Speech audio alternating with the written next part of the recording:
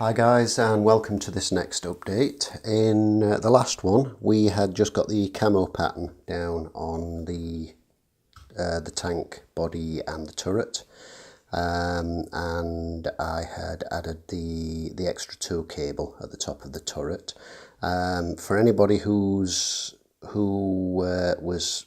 not sure of which film it was from, when I show you the turret in a moment, it should make it very, very obvious indeed.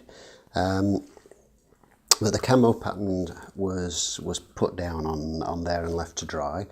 It was then given a clear coat of extra acrylics gloss varnish, which is a water-based varnish, very good value for money, and is dry enough to weather and decal onto within 15 minutes of spraying. It's brilliant stuff. I do like it. I like it a lot. Regarding decals, the only one that I've put on the tank is this one right here, and I've not used any of the others from the kit.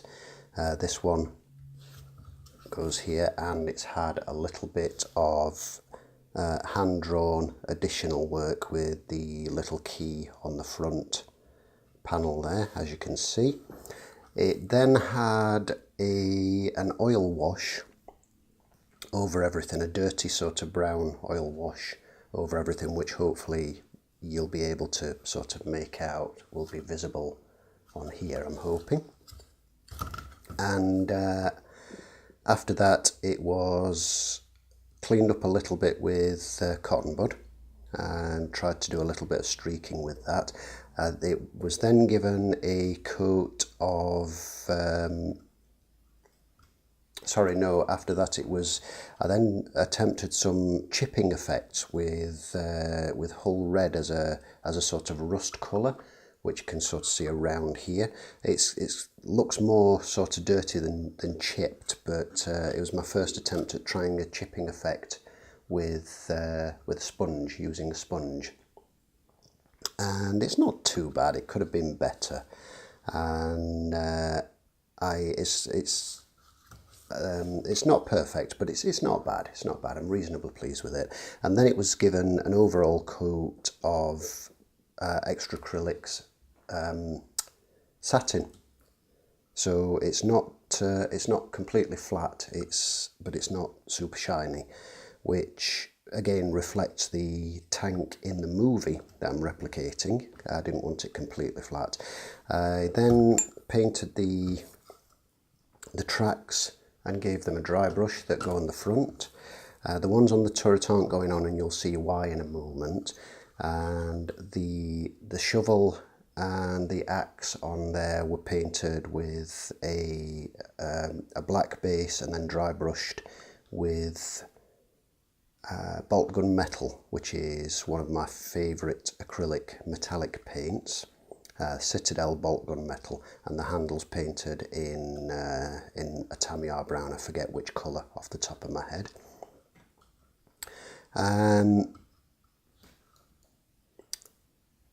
Other than sort of giving it a general dirty up to make it look a little bit more weathered and worn, that's pretty much it.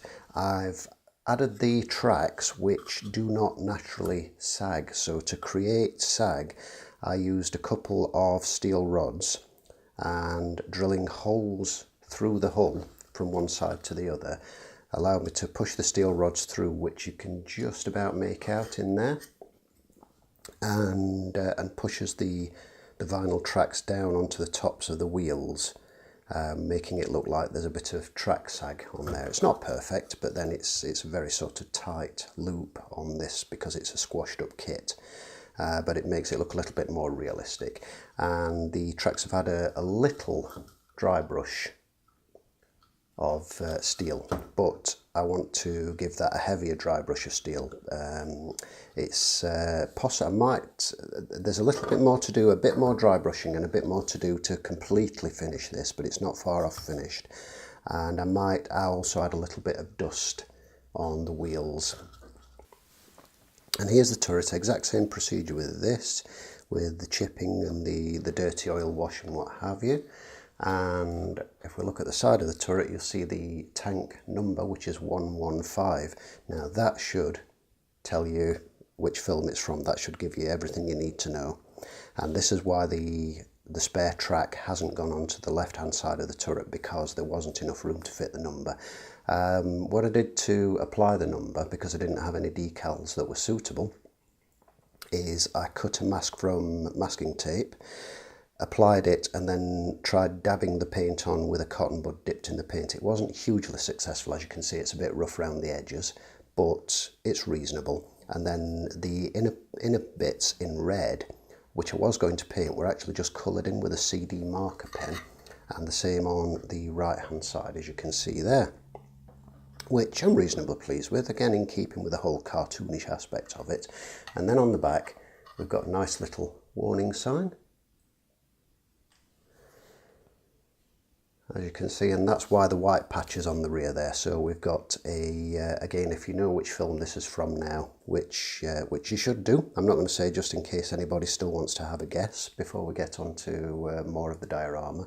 But what we've got there is, of course, a no smoking sign and smoking forbidden in German on the back of the toolboxes. And obviously if you've seen the movie, you'll know why that's there. One more thing, or one last thing before I start looking at the diorama base. I mentioned the sprue with the shaped end, and which you'll see I've actually had to cut down considerably. I've had to chop this big lump off here. This bit's painted black and this bit's painted white. This bit, the white bit's going to be covered, and this bit up here you'll see is painted yellow with a black tip, and it has the letters, if I can zoom in, or rather if I can focus in on this for you.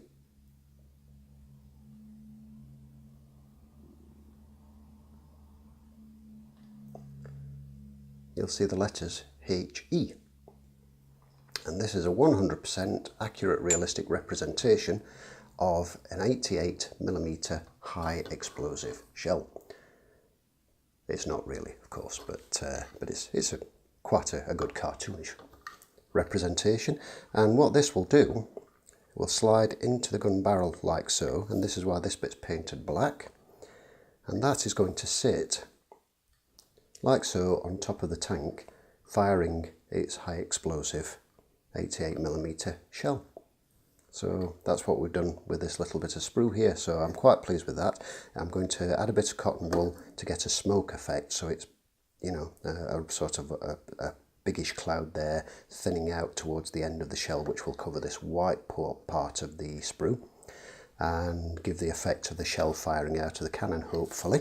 It's the first time I've tried something like that, so it'll be interesting to see how that goes. So that's the tank side of things, almost completed, barring a tiny little bit of weathering and dry brushing and what have you. So the next thing I'm going to look at is the diorama base, which I've started.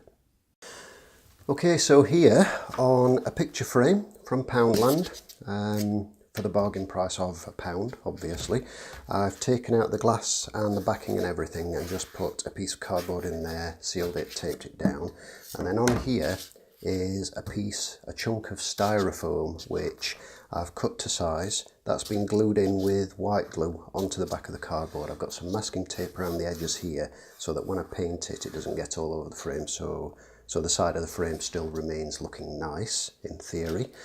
And I've started carving out. I chose styrofoam because it lends itself well to carving shapes out onto it, I think.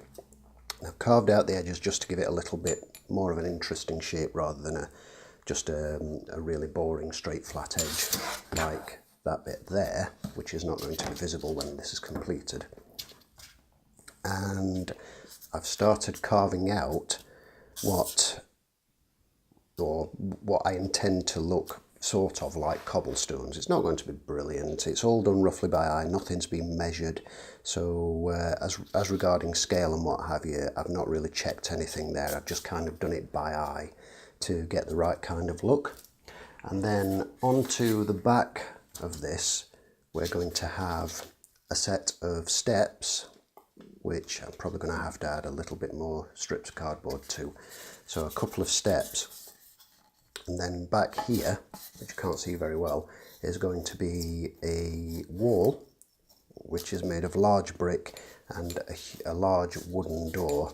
which is going to be sort of carved out, shaped a little bit and then painted, and that's going to sit back here with the tank sitting here, pointing in that general direction. So that's where we're at the moment with the diorama. It's my very first diorama, this, so it's going to be interesting to see how it comes along. I'm just kind of going with it and making it up as I go along. The styrofoam was very kindly donated to me by a neighbour who happened to have a couple of sheets from I don't know, a fridge or some such that he had delivered, and the big flat sheets, so they lend themselves very well to cut into shape and then shaping rather than the moulded block stuff that you get. So yeah, this is going to be a little bit of a learning curve for me. The plan, once I've got this carved out a bit more, and what I'm using to you notice there's a bit more detail on these here compared to these. These I've sort of scratched out roughly. So I know roughly where it's all going to go, just using the edge of a lolly stick coffee stirrer kind of thing, which I just kind of ran through to create the grooves.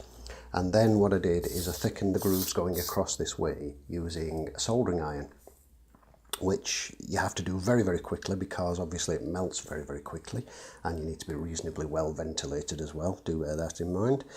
This particular gas-powered one is a little bit hot for it, so I'm kind of, as I was doing these bits across here, I wasn't actually touching the styrofoam, I was holding it just above it and moving it across. So you'll need to be aware of that. The ideal way to do this would be an electric soldering iron with a variable temperature dial, so that you could actually turn it down to a lower setting, which would allow you to actually draw in the styrofoam, I think. Unfortunately I don't have one, so it's just this one. But that's what I'm doing there. I'm going to continue with the rest of that.